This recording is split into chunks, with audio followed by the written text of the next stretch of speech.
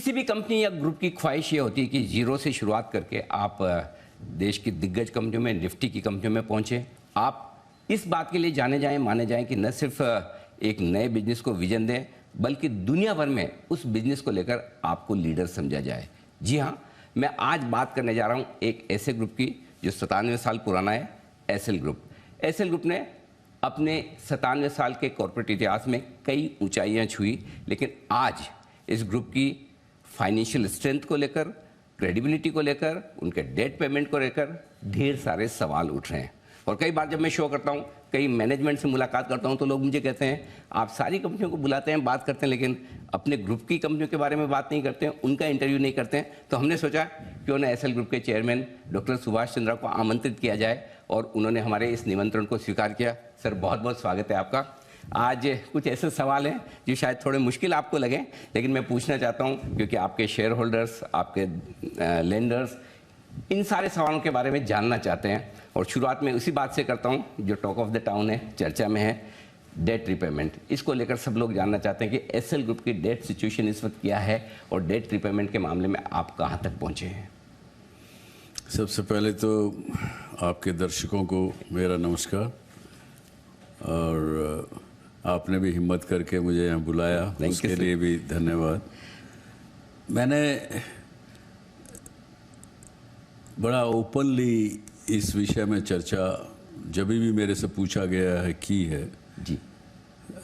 जी business से नहीं हो पाई क्योंकि ग्रुप कंपनी होने के नाते, परंतु मैंने शायद पिछले वर्ष एक ओपन चिट्ठी लिखी थी जिसमें मैंने कहा था कि कुछ 8.8% कुछ बाकी रह गया है जी। वो अभी उससे भी कम हुआ है, उसके बाद कुछ पेमेंट की गई हैं, कुछ लोगों का जो डेट था वो चुकाया गया है। तो मेरा भरसक प्रयास पहले दिन से था। 25 जनवरी 2019 को जिस दिन हमारे ऊपर बादल ये मंडराए कठिनाई के जी, उस दिन भी मैंने कहा था, और वो ही मेंटेन मैंने पिछले 4 वर्षों में किया है, और बहुत कुछ कर लिया गया है। कोई कठिन चीज़ नहीं रही है जिसको हम 100% की उसमें मार्क पर जल्दी पहुंचेंगे। जी, तो कब तक आप उम्मीद करते हैं कि लाइफ बैक टू नॉर्मल, एकदम सब कुछ ठीक, जीरो, अब कोई किसी का देना बाकी नहीं है, चलिए अब नई शुरुआत करें? नहीं, एक बात तो, शुरुआत तो हर दिन नया शुरुआत होता है जी। हर दिन एक नई सुबह होती है, और मैं तो प्रेजेंट में जीने वाला व्यक्ति हूँ जो इस समय इस पल में जीता है।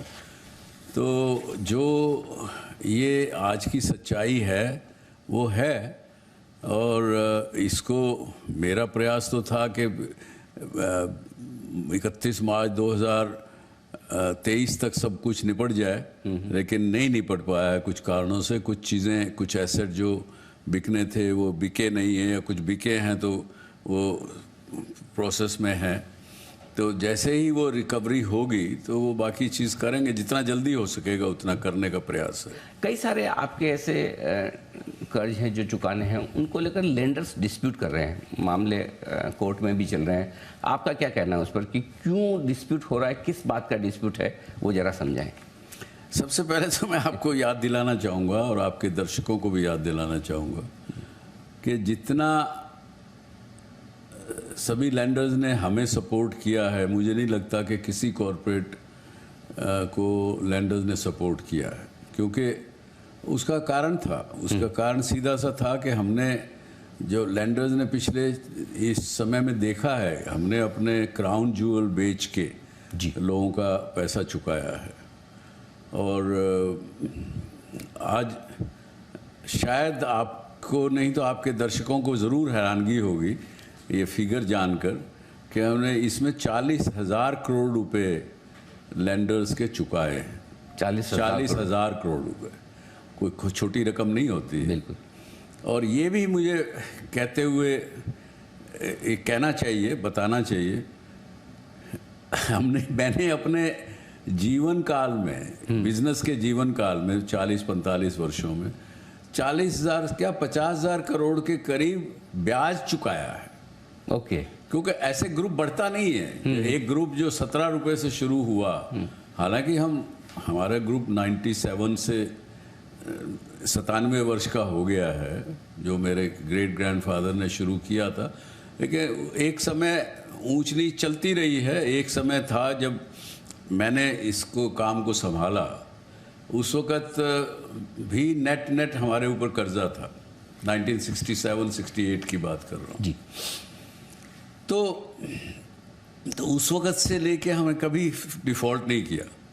पहली बार ये 45-50 साल में हमने डिफ़ॉल्ट किया। तो 40,000 करोड़ रुपया कर्जा चुकाना कोई आसान काम आज के युग में नहीं, और हम खड़े हैं यहाँ। मैं समझता हूँ, मुझे इस बात का गर्व है कि जो मैंने बुज़ुर्गों की हमारी शिक्षा रही कि भाई अपना जो कर्जा है वो हिम्मत रख के चुकाओ, उसको हमने पूरा रखा। तो सर कभी ऐसा फील नहीं होता कि 40,000 करोड़ के एसेट्स बेचना छोटी बात तो है नहीं, आपने खुद बनाई है, अपनी मेहनत से इतने सालों में बनाई है, मतलब तकलीफ बहुत होती होगी उस वक्त कि मैं अपने हाथ से बनाई हुई इन सारी चीज़ों को बेच रहा हूँ, या फिर ये कि चलिए अब मजबूरी है, बेचना है तो बेचना है। इस चीज़ को कैसे लेते हैं फिर? मतलब नहीं, अगर तकलीफ मानता मैं तो बेचता नहीं। आज केवल 2-3 शायद अकाउंट्स अभी ओपन हैं जिनका पेमेंट करना बाकी है जी। और 30-40 अकाउंट होते, लोगों को नहीं दिया जाता। बहुत से और भी बोरोवर हैं इस देश में जिन्होंने, पर मैं दूसरों की बात क्यों करूं, तो परंतु ये बेचने की तकलीफ होती तो मैं शायद बेचता नहीं। तकलीफ क्यों नहीं है? इसलिए क्योंकि एक मन में एक विचार है कि सबका अपने को हाथ जोड़ के चुकाना है, जहाँ तक हो सके, जहाँ तक अपने मन से हो सके चुकाना है, तो चुकाया है।